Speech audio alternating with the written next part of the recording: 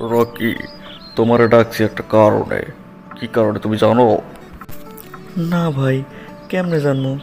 আপনি কোন কি কারণটা ডাকছেন আমারে? রকি, এখন দেশের পরিস্থিতি কি? খবরে যা কয় সব তো আর সত্য না। এখন তো ডরে বাইরে তো পারি না। দেখো না, এক বেডরুমের মধ্যে সেই 5 তারিখ থেকে বই আছি, একটু বাইরে বিড়ি খেয়ে তো বাইরে যেতে পারি না। একটু কত দেশের পরিস্থিতিটা কি? আমি কি বাইরে যেতে পারুম? ভাই, এখন তো দেশের পরিস্থিতি মোটামুটি ঠান্ডা।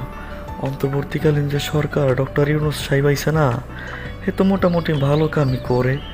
মনে হয় দেশে শান্তি আইব। তবে এখন কিন্তু বাইরে না নিরাপদ হইব না, বুঝলেন? তাইলে আমরা কি এখন এরকম পলায় পলায় থাকবো? আর আমাকে যদি কোনো রকম ধরতে পারে, তাইলে তো আমার মনে হয় গরম ডিম ঢুকাইব। কি যে করি! ভাই, আর একটা ব্যাপার হইল গিয়া, কেমন জানি সব ওলট পালট হয়ে গেছে। আমাগুলোকে যারা ছাত্রলীগ করতো, যুবলীগ করতো, এরা এখন ছাত্র দল, যুব দল, আবার নাকি এরা বৈষম্য বিরোধী ছাত্র আন্দোলনও ছিল। এখন আমি বুঝতেছি না, এরকম সবাই পল্টি লইতেছে কি লেগে। কি কস? সবাই এই কথা কইতেছে। শালার আমাগুলোকে যারা দল করছে সবাই পোল্টিবাস। আনাইলে এইরকম যে মেন সরকার, যার কথায় আমরা এত কিছু করছি, হেও পল্টি লইল।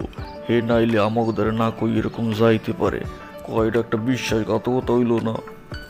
হ ভাই, এটা তো বিশ্বাসঘাতকতাই হইলো।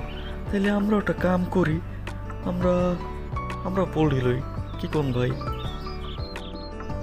হ, তুইও যাইয়া ফেসবুক, টুইটার, হোয়াটসঅ্যাপ সব জায়গায় প্রচার করিয়া দে যে আমরাও এরকম করে ছাত্রলীগটি করতাম না, কোনো যুবলীগটি করে আওয়ামী লীগই করতাম না। আমরা আমরা শুধু যুব দল, ছাত্র দল এবং বৈষম্য বিরোধী ছাত্র আন্দোলনে সংযুক্ত ছিলাম, কিন্তু সরকারের চাপে আমরা মুখ খুলতে পারি নাই। এখন থেকে আমরা এই যে নতুন সরকার আছে তাগুলো গিয়ে আমরা আছি, একসাথে মিছিল দেব। কোনো আওয়ামী লীগ টাওয়ামী লীগ ওগুলো আমরা চিনি না। আচ্ছা ভাই, তাহলে আমরা ঠান্ডা মাথায় ঘুমান। আর আমি সব জায়গায় যাই কইয়া দিতে আসি যে আমরা কোনো আওয়ামী লীগ টাওয়ামী লীগ চিনি না, আমরা সরকারের চাপে মুখটুক খুলতে পারি নাই, এখন থেকে আমরা নতুন সরকার লাগিয়ে আছি।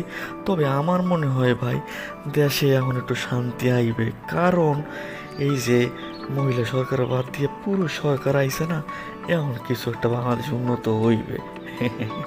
আপনি ঘুমান, আমি যাই।